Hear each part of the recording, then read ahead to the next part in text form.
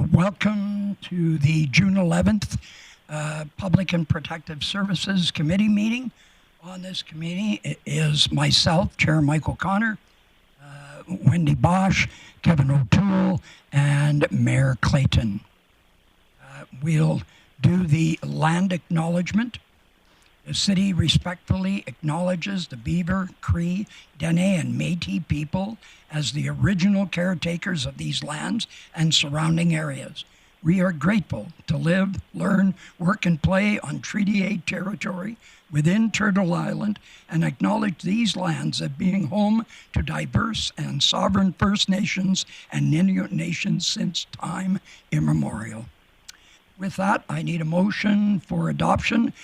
Councillor O'Toole. I so move the adoption of the agenda today. Call the question. Mayor Clayton in favor. That is carried. We now have our delegations, and I'd please like to invite up the Grande Prairie Public Library. When you get up, please introduce yourselves once you get to the microphones, please.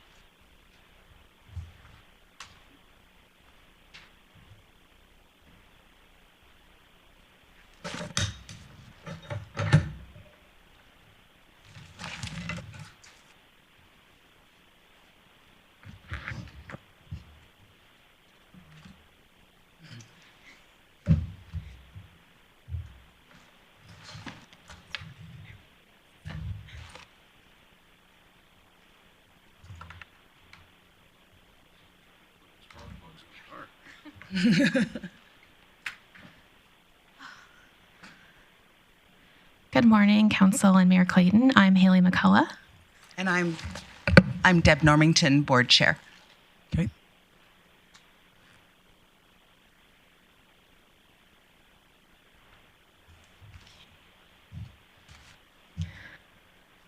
So I'm the director of the Grande Prairie Public Library. Thank you for having us here today and giving us the opportunity to share how we utilize the city's funding in 2023. So last year, the City of Grande Prairie provided us with over $1.6 million in funding. This is in addition to a significant gift in kind through the library space in the Montrose Cultural Center, which has a value of approximately $1.1 million. We are also fortunate to receive some city services as well, including custodial work, security staff, and utilities. Our other primary sources of funding last year include the County of Grande Prairie, the MD of Greenview, the Government of Alberta, and internal revenue we generated through donations, services like our exam and room bookings, as well as interest in our bank accounts. If you look at the pie chart on this slide, you can see that the bulk of our funding primarily comes from the city, along with significant contributions from the county, MD, and the province. In terms of how the City of Grande Prairie's funding was utilized, most of it went towards staffing, about 75%. We employed approximately 23 full-time equivalent positions last year, and that included a mixture of professional librarians, customer service clerks, shelvers, and more. 12% of the funding went towards our materials. We were able to purchase over 14,000 items for the library's collection, which helped contribute to our overall circulation of nearly 500,000 items last year. 8% of the funding went towards library programs, which allowed us to run almost 1,200 free or nominal cost programs for over 18,000 participants. And 5% went towards supplies, so all the little things that keep us up and running, like book carts or computers. In terms of key results, the city is committed to attracting residents through developed economic and social benefits, and the library is too. We're proud to be part of a community with a very high concentration of local businesses and entrepreneurs, and the library offers a lot in the way of resources to help with that. We have creative stations, which are computers equipped with specialized software such as Photoshop, AutoCAD, and more. We also have databases that provide access to courses and videos on a variety of topics, from accounting basics to grant writing. And we have a private study room that can be booked at no charge for those who may need some quiet space to hold meetings or get work done. One of my favorite things about living in Grande Prairie is how committed we are to building an inclusive and caring community. And that starts with the city and is something the library is happy to build upon as well. We accomplish this through our diverse programming. Some examples of programs we offered in 2023 include For children, we offered preschool STEM, baby ASL classes, and reading with service dogs. The demand for preschool STEM led to us offering a second session every week. Parents are consistently telling us it's a great way to introduce their kids to a classroom environment. For adults, we offered partner law supports, coffee club, plant swap, and cat cafe storytime.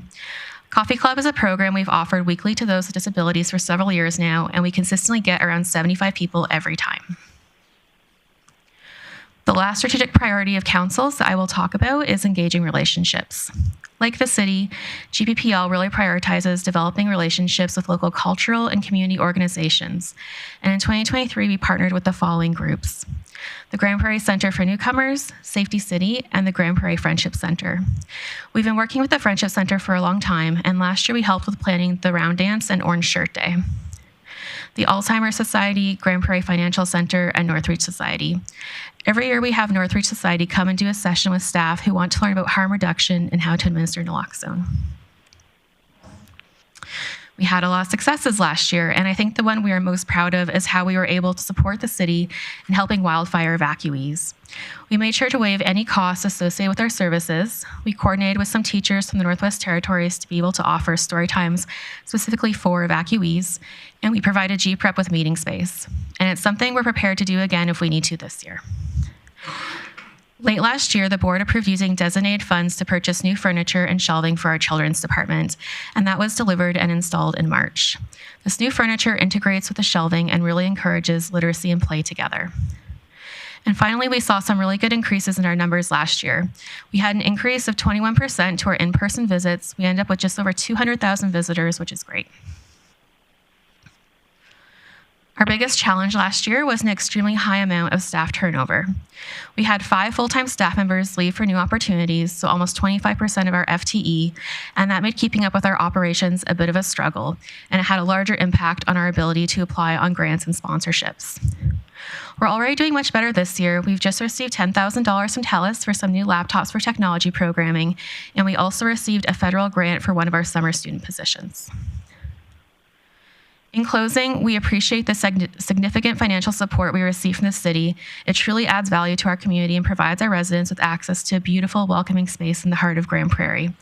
We'd love to take this opportunity to also invite everyone to our summer reading game kickoff party happening on Saturday, June 22nd in the Teresa Sargent Hall. There will be face painting, a bouncy castle, and carnival games as we get ready to encourage reading this summer. Thank you for your time, and we're happy to answer any questions you may have. Okay, thank you, Ms. McCullough and Ms. Normington. Any questions? I have got Councillor Bosch in the queue. Good morning. Thank you for coming. You know, I remember when you were here last year, and we were talking about your friends of, what is it called here? The Champions of the Library? Champions of the Library, that you were going to do some work with them, and I see that you have, so congratulations on that. Thank you. Yeah, that is noteworthy for sure. And the other thing I do recall talking to you about is the kiosks that you have, that because staffing is a concern, you know, not only for you, but for everyone. Has there been an increase in kiosks to help you out? I don't have the numbers with me. I think we average around, of our checkouts, probably about 25% of them are through the self-checkout. We can certainly look at doing some push to increase that number. Because I think that will help you out with your staffing, because losing 5 people or a changeover is significant. Absolutely. Yeah. Good job. Thank you. Thank you. And to Councillor O'Toole.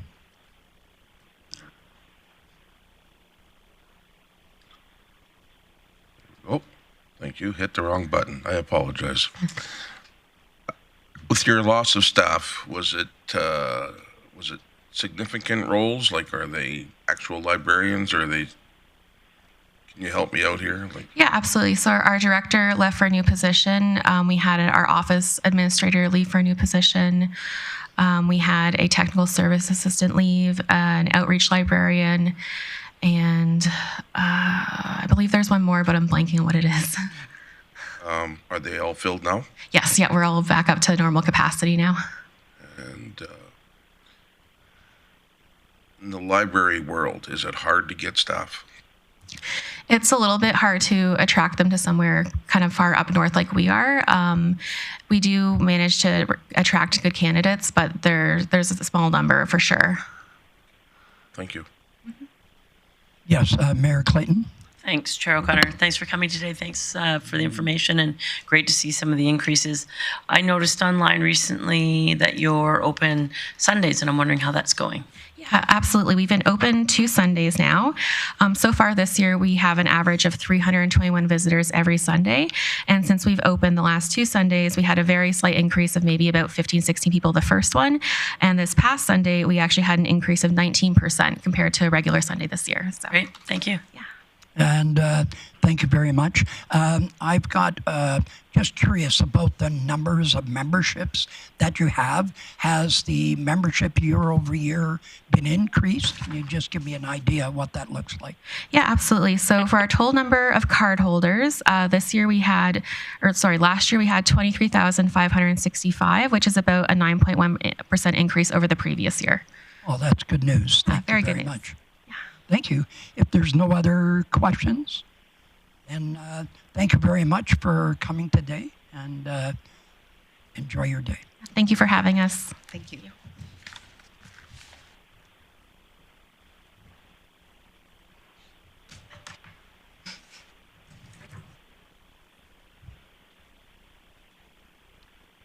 And I'd like to invite up Danielle Roscher. Please come up to the microphone and introduce yourself. Good morning. Good morning. My name's Danielle Roscher, like the chocolate. So I own a business called Untamed Tours. We were formerly Jade Fit, started in 2020, and we've just rebranded this year to be Untamed Tours, Inc. Our aim was to get people active in the outdoors, enjoying areas in and around Grande Prairie in 2020 during COVID, and we were very successful. People were hungry to get outside and be free of their houses at that point.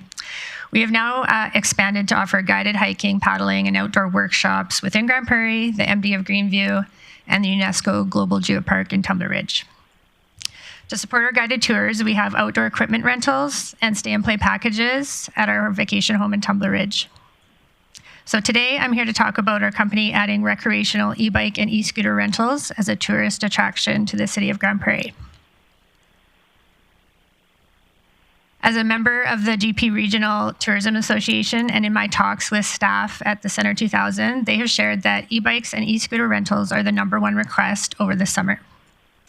E-bike riding, next to pickleball, is one of the fastest growing activities in the country. And this is because it allows all ages to recreate together, putting people from different ages and different ability levels on the same playing field.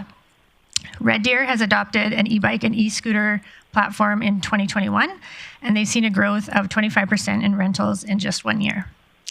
The scooter platform Bird and Orange have seen some of their highest sales numbers coming out of Red Deer. Electric motorized vehicles cut down on emissions and provide people of all ages an affordable way to travel and to recreate. So I am proposing that the city looks at the bylaws to embrace a new recreational tourist attraction for Grande Prairie that will boost visitation to local shops and attractions and requires only a small investment. E-bikes and scooters not only offer that recreational tourist attraction, but an alternative method for seasonal travel for high school and college students. Last year, my son, he bought his own scooter, and he actually gives rides to quite a few of his friends to school. So Untamed Tours would purchase a fleet of scooters from Levy Electric and a fleet of e-bikes through a Canadian supplier. E-bikes and e-scooters will be placed at key points within the center of the city, and scooters will be available for rent through an app attached to the machine. Bikes will need to be rented in person and returned in person. Clients would rent by the hour, the half day, or by the month. Machines would need to be returned to the original location when rented by the hour or the half day, and any clients who want to use a scooter or bike to travel to work or school and rent by the month would enter into a formal rented agreement allowing them to store the machine at their residence. Once approved, Untamed Tours wishes, with the city's help, to engage with organizations such as the Center 2000, Ernie's, and Northwest Polytechnic in collaborating with a program setup. Help would come in the form of changed bylaws and letters of support. Untamed Tours has already established a relationship and rental guidelines with Brad Robinson from Breakaway Hockey. His business location across from the downtown co-op is a great spot to set up a rental platform. At this location, e-bikes can be rented and stored inside his facilities, and scooters would be parked just outside his door on city property. With the city's permission, a scooter stand could be set up on the sidewalk. So his business is attached to the Pomeroy offices right across from the co-op. Benefits to the city include job creation, increased tourism spending, and increased spending in local businesses downtown.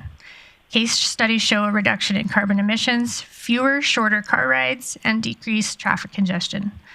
Social benefits would be improved mobility for residents and tourists, and health benefits from increased physical activity. Our sister city, Red Deer, operated a pilot program in 2021 and has since adopted the program wholeheartedly based on its success. From what I understand, they have 110 kilometers of inner city trail system, and they actually have decided to lengthen that trail system based on the popularity of the scooter rentals. We propose to start up with 12 scooters and 8 e-bikes in the first year and then expand based on usage. Some of the safety regulations we could look at would be required helmets, speed governor limits, and designated paths. Each city that I've looked at has their own compliance standards, and we would wish to follow any guidelines that the city of Grande Prairie would set out. As far as vandalism and theft, we would have all the machines stored inside after a certain time in the evening, and all scooters would be tracked with tracking software. We hope to engage with any businesses downtown that would possibly want to be a hub for a rental station, and especially with the Center 2000. I got my eye on them. Waiting for them to get an ED, though.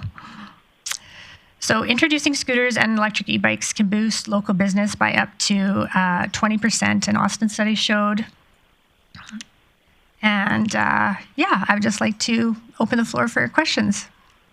Well, thank you very much, Ms. Roscher. Councillor Bosch. Thank you for the presentation. I have a question and a comment. My question is, you said they need to be returned. We all know they're not always returned. What is your plan for ones that are just left wherever in the city or?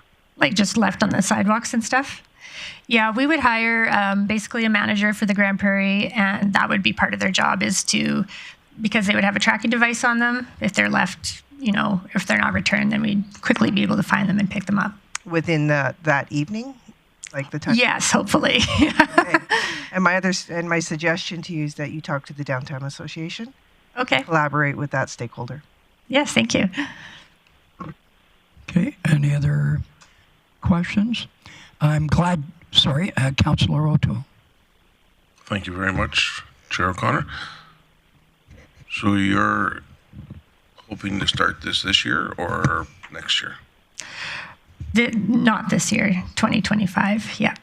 This was kind of my, let's see what the city says, and the bylaws, from what I understand, the bylaws have to be changed. So before we could go with anything, that has to be decided on.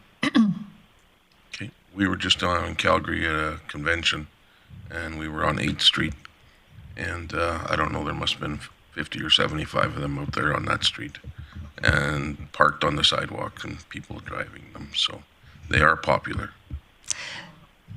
And a good portion of them weren't wearing helmets. But he was. This gentleman right here, Which one? Bressy, was wearing a helmet, and it saved his life. Thank you. Oh, really? Well, no more comments. So I found in Kelowna, it's they have quite a bit stricter guidelines. You have to be wearing the helmet.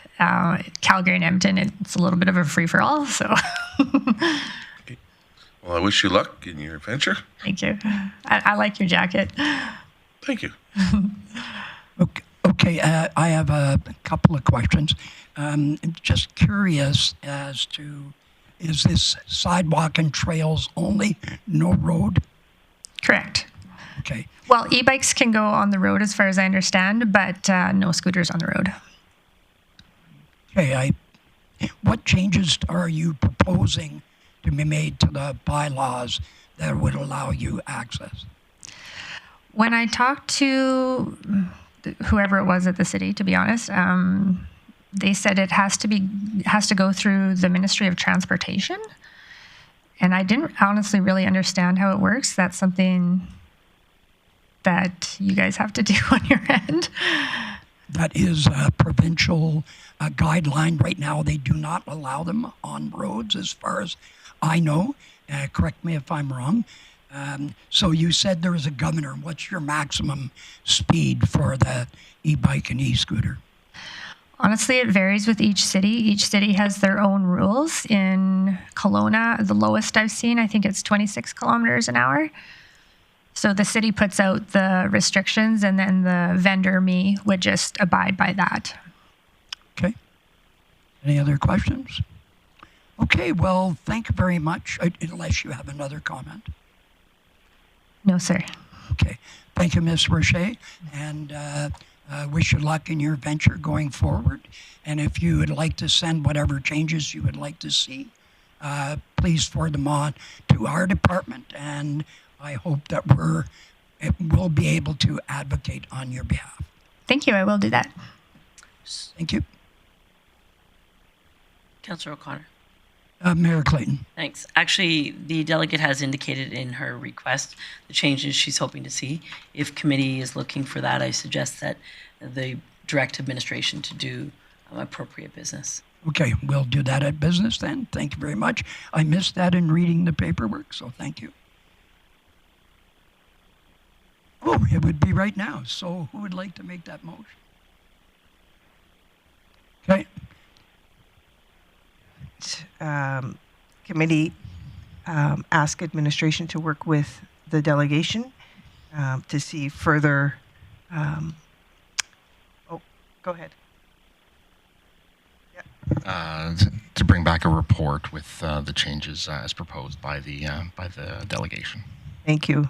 And in that report, you'll have some investigation on other communities as well, I assume. Thank you.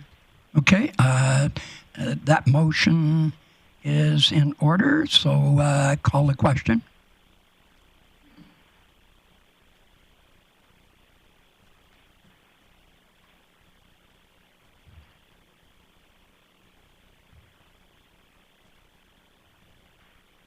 And that carried unanimously. Again, thank you very much. We'll now move on to reports, and under service area updates, I'd like to move it over to Chief Lemieux. Thank you very much, Mr. Chair.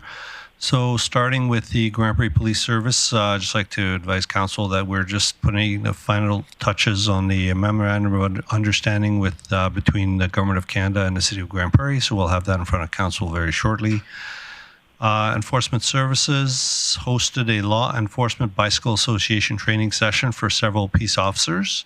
So this training provides them with the necessary skills to conduct bike patrols throughout the city as we prepare to enter the busy summer months. Our partner agency at the County of Grande Prairie also capitalized on this training opportunity and had a number of officers in attendance. Enforcement Services, with the help of our marketing department, has launched an animal licensing campaign that will run from May 21st through July the 10th. So the aim is to educate and remind city residents to license all of their dogs and cats so they may receive an animal tag for their pets. This tag ensures their officers can retrieve the owner's information for recovered pets. The Enforcement Services community engagement team has been preparing to take over patrols from the public security unit. The community engagement team continues to target social disorder and previously identified hotspots in and around the downtown core, and will provide support to new areas as they emerge. Mobile outreach had a total of 827 dispatches in May and supported 315 unique individuals. From the RCMP officers actively participated in the commemoration of the 80th anniversary of D-Day in the Battle of Normandy that was held on Saturday, June the 8th, and members will also be in attendance for the Grande Prairie Traditional Powwow Festival starting on Friday, June 21st. And on May 30th, an alert was sent out via the Alberta RCMP's RAVE app program. This alert prompted a joint operation between municipal, provincial, and federal agencies. So the City of Grande Prairie, County of Grande Prairie, Alberta Forestry, and Alberta RCMP Forestry Crimes Unit are working together to investigate several suspicious wildland fires within the Grande Prairie area. From the fire department, so the fire department, the police service, and GP 911 submitted a joint grant application to the government of Alberta through a OH&S prevention services. So the program is called Supporting Psychological Health in First Responders. The program provides funding that emphasizes first responder resiliency through proactive support and assessment measures. The total funds requested were $108,000, so we're looking forward to waiting a response from the government of Alberta on that particular one. From Community Social Development, the Explore Grande Prairie Welcome Package program received a total of 187 applications in the first quarter of 2024, resulting in the approval of 260 individuals. So this demonstrates a high level of engagement in recreational and transit services among newcomers to our community. Compared to Q1 2023, this is an increase of 79% increase, so very significant increase. From Housing and Homeless Initiatives, the Community Advisory Board on Housing and Homelessness is pleased to welcome 5 new members, so that group is referred to as CAB. There are 5, excuse me, the 5 new members represent seniors, immigrants, youths, and veterans. And the city representative recently attended Recovery Community Announcements, so a $35 million project from the provincial government that'll bring a much-needed recovery option by adding several long-term treatment beds to the region, so we're really excited about that.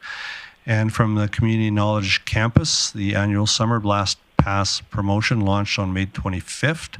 Participating customers will receive 5 visits to the center for the price of 3, and the last day for purchase is July 13th, and expiry of passes is August 11th. Over 130 passes have already been sold. And at the Design Works Center, the Twin Ice Arena, the 3-year rotational shutdown is on schedule. Arena staff have been working steadily to replace wear and tear on the rink boards and both arenas, while also stripping and waxing the tile floors. And the Aquatic Center, we're excited about our newly released aquatics schedule, and so is the aquatic community, because the feedback on social media has been very positive. So public swim hours have been extended thanks to several months of dedicated recruitment strategies, enabling the facility to provide more opportunities for the community to enjoy. And from Sport Development, Wellness, and Culture, lawn bowling upgrades. So new turf at the lawn bowling green is being installed and is anticipated to be completed prior to Canada Day. And Forbes House, the Grande Prairie's first hospital and oldest log home, is set to open tomorrow, June the 12th, and there'll be afternoon teas taking place in July and August. On the sport tourism front, sporting opportunities, sponsorship opportunities for the Special Olympics Alberta Summer Games for 2025 are now available on the city website.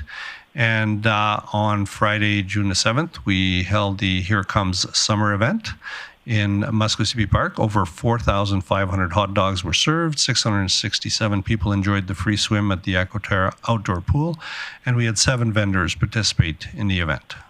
So, Mr. Chair, that's my report. Be happy to take any questions. Thank you very much. And Mayor Clayton has a question for you. Thanks, Chair O'Connor. Chief Lemieux, just wanted to get a little bit more information on the mobile outreach team. You mentioned approximately 900 calls were received in May. Do you know if that's up or down from the year prior in May, or even the months prior? Yeah, I don't have those numbers in front of me, but I'll find out and I'll circulate an email. And so roughly that's just under 2 calls an hour based on the hours they're open and the number of days. They're 7 days a week, approximately 18 hours a day. Do we have any statistics if people, if calls aren't answered, is that adequate to the calls they're receiving currently? Are they servicing everybody as required, and what does that look like? Yeah, I believe the feedback from our customers is fairly positive. Are we meeting everybody's needs? I'm not sure. I'll certainly investigate a little bit more. I could tell you, in addition to what I've shared, that we've responded to 54 encampments and collected 716 needles through those calls for service. Perfect. And so, if I could, Chair, I think, just under 2 calls an hour, knowing that each call takes some time, do we track repeat residents that require support? Is there, is it the same 300 people that are taking 900 calls? Do we have statistics on that? I'm sure we do track that information, so I'll also share that through email. Mr. Chair, it might be just more valuable if I'm prepared to make a motion just for council to receive a bit more information, unless you have people that have their questions on this. Okay, go ahead. I would move that direct administration to bring back a report regarding mobile outreach, including statistics of the number of calls over the last 12 months in comparison to the previous time frame. I'd also like to see any statistics that you have on repeat residents that require support. And in addition, I'd like to see a statistic on missed calls, if there is that statistic. Thanks. Okay, we'll just wait till that gets into the queue.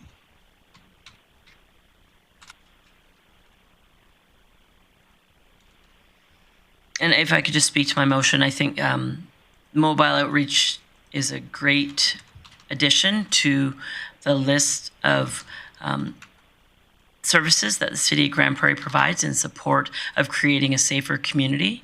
I just want to know how well it's working, and I want to know, is there opportunities for improvement? I also want to know, are our caseworkers being successful in directing and supporting people to get to programming that may provide the support that is required for them to be able to be on a recovery-orientated path? Thanks. Okay, go ahead. I was going to read out the motion, but go ahead, Councillor Bosch. Thank you. I'd be curious in that report to see what numbers need required additional assistance. So whether they need the variation of the public security unit or the community new unit or RCMP. So are you asking for an amendment to my motion? No, I'm just asking for more information to add to Okay, well, the it's report. my motion, so if you would like me to add that, you could ask me for a friendly amendment.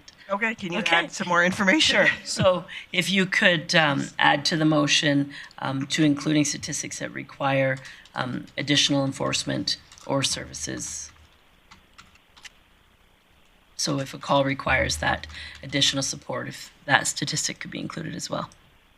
We'll just wait till administration gets that up, and then I'll have you just review that for acceptance. Yeah, I think that's great. Okay, the motion as written, we'll call the question.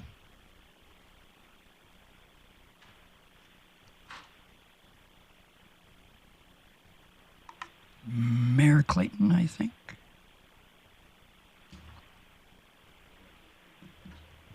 Okay, thank you. That was carried. Thank you very much, Mayor Clayton. We'll now move to the flex fire positions. Chief Lemieux, I can't get my tongue to work today for love nor money. Chief Lemieux, I'm going to pass it over to you, please.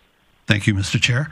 So the report on flex fire position is an outstanding an item from our outstanding items list, where council made a motion asking administration to bring back information regarding the cost of flex fire positions versus overtime savings. So I'm going to ask our fire chief, Mr. Van Werkhoven, to go over his report. Thank you, Ms. Please introduce yourself for the camera. Thank you, Mr. Chair. I'm Mark Van Werkhoven, Fire Chief for the City of Grande Prairie. Wow, it's been 3 months, but Demoted.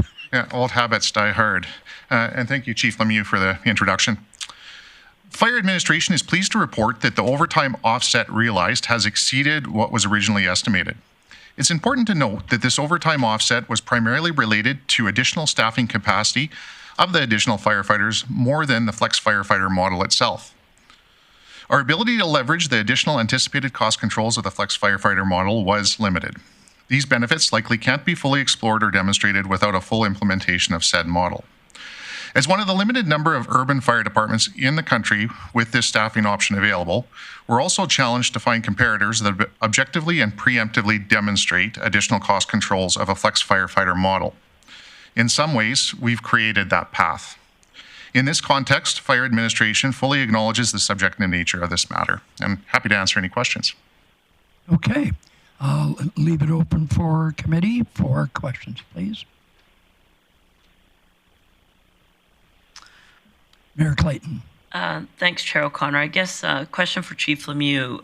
If committee were to pass a motion as recommended in the report, what would happen going forward? Would we see a subsequent report? It would be. I'm a little confused as what would, if it's just received for information. What does that look like for the exploration of flex fire positions?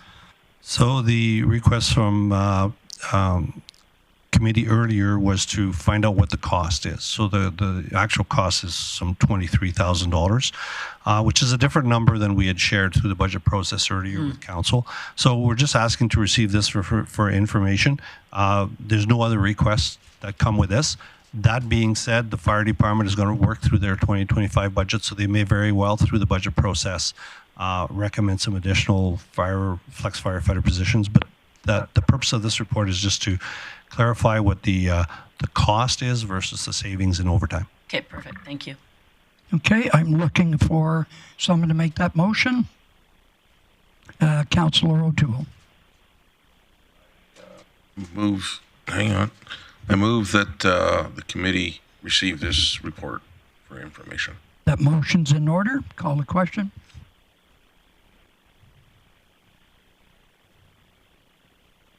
That carried unanimously. We had no thank you very much, Mr. Chair. Thank you. No correspondence, no other business, no bylaw review, and going to the outstanding item list, Chief Lemieux. Thank you, Mr. Chair. So today we dealt with item 1237, so we could remove that from the list. And I would ask that a few of the items are not going to meet our Q2 deadline, so I'd like to move item 1297, fire and EMS delivery, to Q3. Although we have drafted a report, it requires more work, and so I'd ask that we move that to Q3. And 1264, Peace Country Wolves Athletic Club, Legion Track and Field. We're still working with that organization, but some of the report will be impacted by the decision on the recreation facility and where that's located. So I'd ask that we move that to Q3 also. And the last two items, temporary sports floors and recreation opportunities at Evergreen Park. There have been ongoing discussions at the ICF with the county on those two, so I'd also ask that we move those to Q3, please. Okay, thank you very much. I'd like someone to do business.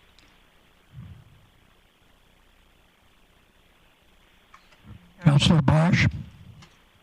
I move the committee received the June 11th outstanding items list as amended for information. Thank you very much. Call the question.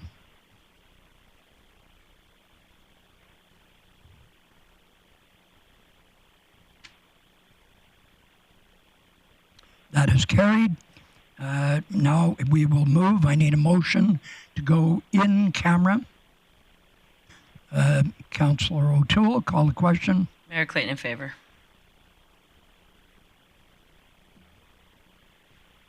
Thank you. That was carried. We'll just give everyone to